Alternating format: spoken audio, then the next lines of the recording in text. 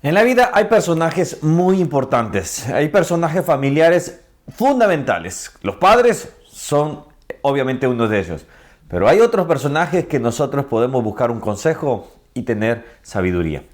Hola, ¿cómo estás? Que Dios te bendiga. Mi nombre es Ronnie Mejía y estamos viendo la Biblia capítulo por capítulo. Hoy estamos en el libro de Job, estamos estudiando este libro. Es un libro donde estamos, viendo obviamente el sufrimiento de un hombre. Este libro no trata de explicar por qué el sufrimiento Dios lo permite. No trata de explicar por qué Dios no hace nada, entre comillas, que para evitarlo. No, lo que está tratando este libro es que todos, absolutamente todos, sufriremos en algo. Una pérdida familiar, una enfermedad, divorcio, dolor, por ejemplo, de familia, etcétera, etcétera, etcétera. Tantas dificultades, pero que nuestra fe no debe de estar puesta en circunstancias. Nuestra fe tiene que estar puesta en Cristo Jesús.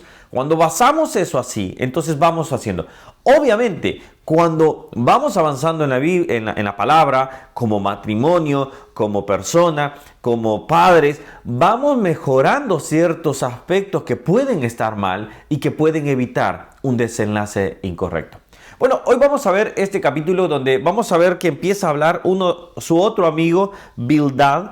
Bildad es su segundo amigo. Estos hombres se sentaron 7 días a estar con Job y después se empiezan a hablar. El primero de ellos, veíamos que hablaba y simplemente al principio empezó bien, pero después simplemente empezó a darle palo y palo. Tú has pecado, tú quizás tienes algo oculto. Y es quizás a veces como nosotros lo vemos. Vemos que Job en este punto ya se ha defendido, ha dicho no. O sea, es decir, tu consejo me saben como a la clara del huevo, que es insípido, no tiene fundamento. Ahora, vamos a ver lo que empieza a decir Bildad. Dice, respondió Bildad subita y dijo, versículo 2, ¿hasta cuándo hablarás tales cosas y las palabras de tu boca serán como viento impetuoso? Es decir, ¿hasta cuándo tú te vas a dar cuenta de que realmente hay algo en ti? Mira lo que ya le dice, ¿acaso torcerá Dios el derecho o pervertirá el Todopoderoso la justicia? Es decir, ¿hará rebajar el nivel de su justicia solo para que tú estés bien y para que tú te sientas bien? Es decir, tú has hecho, algo has hecho. ¿Por qué dice esto? Mira cómo ya lo acusa hasta de sus hijos. Versículo 4. Si tus hijos pecaron contra él, él los echó en el lugar de su pecado. Es cierto, en algunas cosas sus hijos pudieron haber pecado. Ahora, una cosa es que sepamos eso. Otra cosa es que cuando está una persona en dolor, tengamos la consideración, la compasión, estábamos hablando como hijos de Dios, de acompañar a esa persona. Cuando una persona tiene contacto con la palabra de Dios, ella le hablará. Hay veces que nosotros somos llamados a exhortar, sí, pero hay que saber en qué momento también exhortar.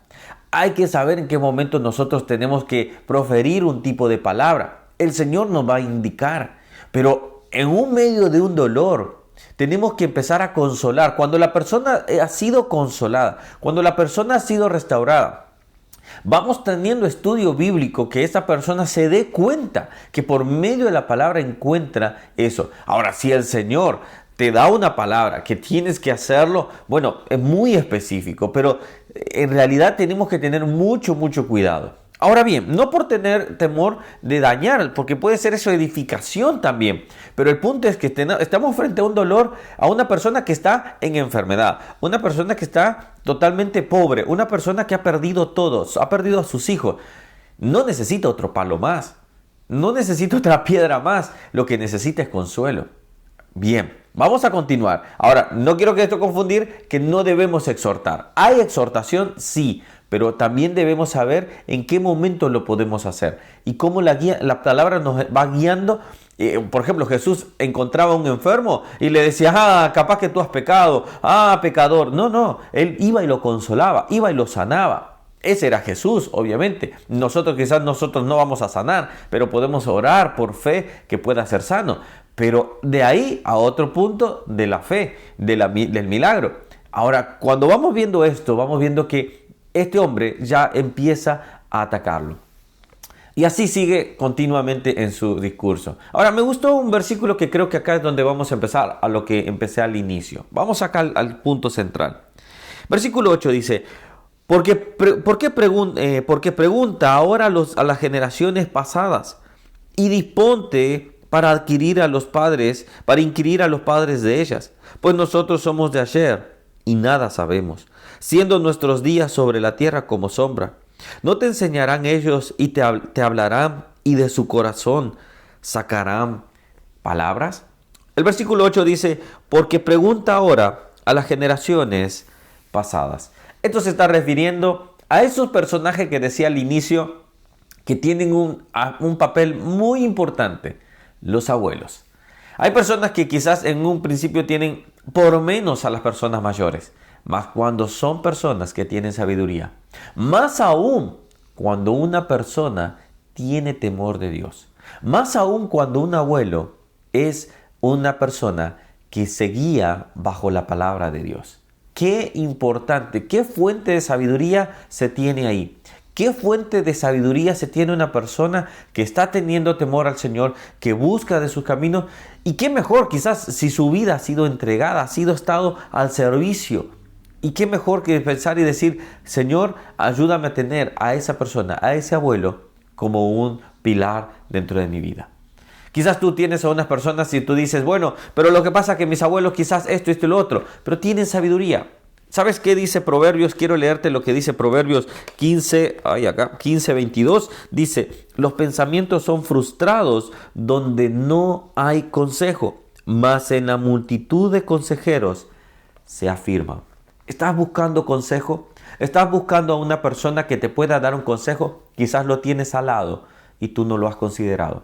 Quizás lo tienes al lado, que te ama, que te quiere y quiere lo mejor para ti. Y se llama tu abuelo o tu abuela.